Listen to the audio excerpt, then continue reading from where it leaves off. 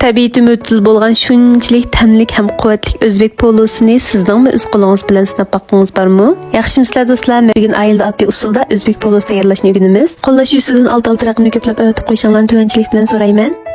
Oldi bilan muvofiq miqdordagi go'shtni to'g'rab tayyorlab olamiz. Hamda yana muvofiq miqdordagi qizil seriq sabzlarni qalamchi qilamiz.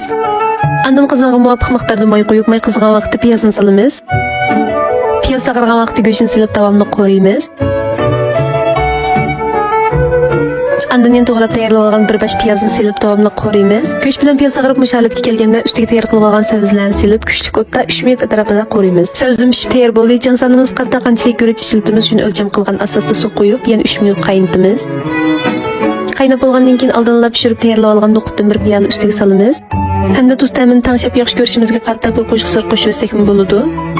Andan yuvib tayyorlab olgan guruchni tashiga yetib solamiz.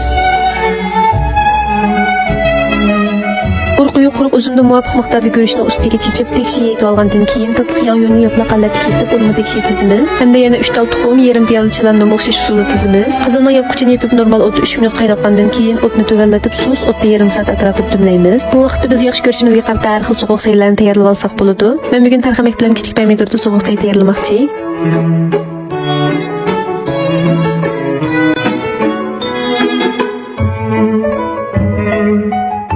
Şunun bilan polo pişti. Aldı bilan üstüdeki çılan tuxum tatlı yong'larni ayırıp ilib olamiz.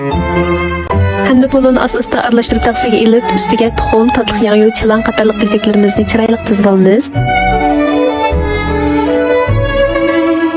O'z qo'limiz bilan tayyorlagan o'zbek polosi tayyor bo'ldi. Texnik yaxshi mazmunlarni hozirlamoqchi bo'lsangiz, pastda o'tini besmela qo'shib olishni unutib qolmang.